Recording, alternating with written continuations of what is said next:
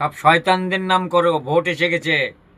জয় শ্রীরাম, জয় শ্রীরাম। 26-এই করবা খাম, নাহলে হিন্দুরা বাঁচবা না।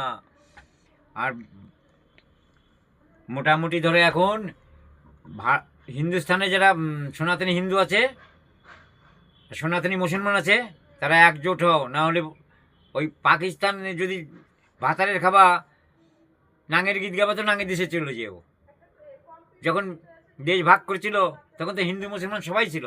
4 কোটি মুসলমানের থেকে এখন তোমরা 45 কোটি, সেইটা হিসাব করে থাকো।